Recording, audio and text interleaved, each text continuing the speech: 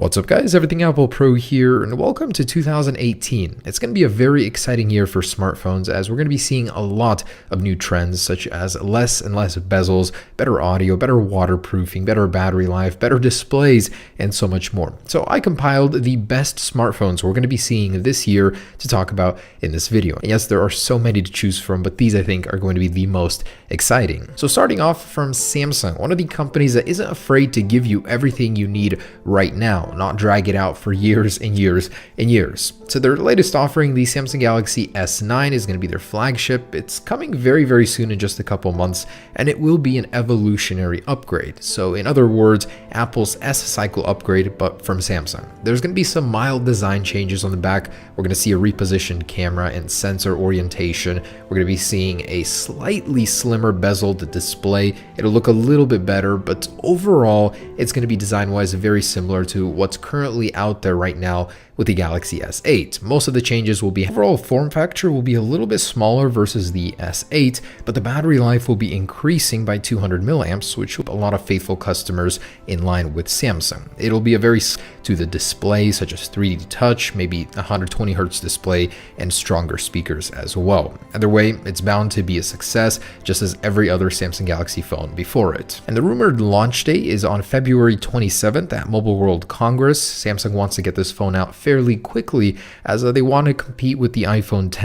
And next up, the Samsung Galaxy professional focused tablet phone. Now, what can we expect from this year's version? So much like the Galaxy S9 and S9 Plus, the updates will be very minimal. It'll be an S upgrade for the Note series. So the display will be slimmed down just a little bit. It's the first smartphone to include an embedded fingerprint reader underneath the display. That's going to be really monumental and could drive a lot of annoyed iPhone X users over to the Galaxy Note series. Okay, and we're back talking about a folding phone from Samsung in 2018. Now, I actually included this in last year's list, but it never came to fruition. However, things are apparently changing this year, where rumors are saying towards the end of 2018 quarter. Look back in time, Samsung has apparently been working on this phone for over 5 years. The rumor mill has been churning out more and more rumors about this phone. It's crazy how long it has survived without being apparently a canceled project. So we'll have to see if it's true, but it just seems unlikely that it would happen. But the rumors don't give up.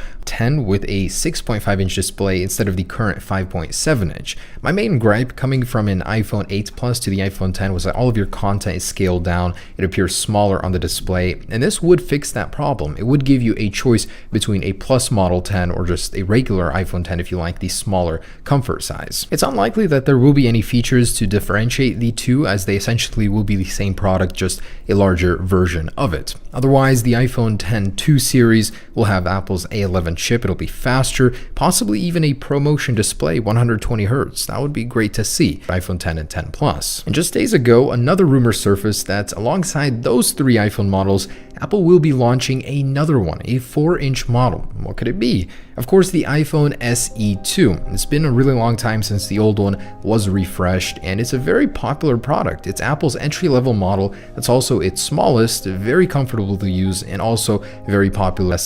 Just overall, it'll be mostly the same. And this one is also one of my most anticipated Android phones, the OnePlus 6. Now, the OnePlus 5T was a great. Now, the design is mostly slated to be the same, but there is one key feature it might have: an embedded fingerprint sensor within the display, according to Gizmo China. In a phone that mostly fell off the radar, the LG G series, we could be seeing a refresh, the G7, but it's slated to be called something else, as Samsung faced the same problem. It will not be called the G7. Instead, it might have an 8 or 9 in the name in order to catch up to the current iPhone concepts. The actual product was quite disappointing in comparison. The Xiaomi Mi 2 did improve in some ways over the original, but in others was actually a downgrade. So I'm hoping the company goes back to its roots, being known for how 5X was not too long ago, and the other two will be the Google Pixel 3 and Google Pixel 3 XL. What will actually be different is a slightly less bezel design on the larger XL series. Even the regular Pixel 3 will apparently have slightly slimmer bezels,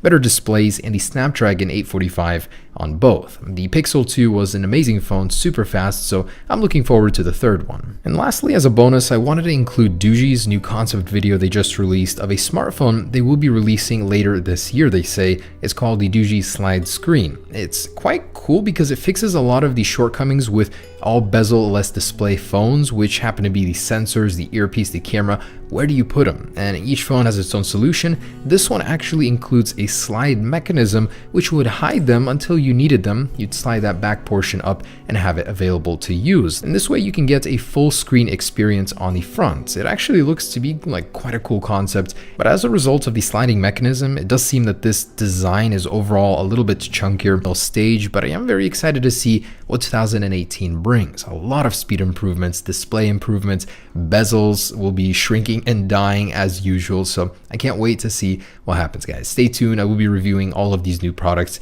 on this channel, and I'm mostly excited for the iPhone 10 and the overall new lineup from Apple, as well as Samsung. So of course we'll be taking a look at those later this year. Thanks for watching, guys. Hope you enjoyed it, and whichever smartphone you choose, just know it'll be much better than last year's. Peace.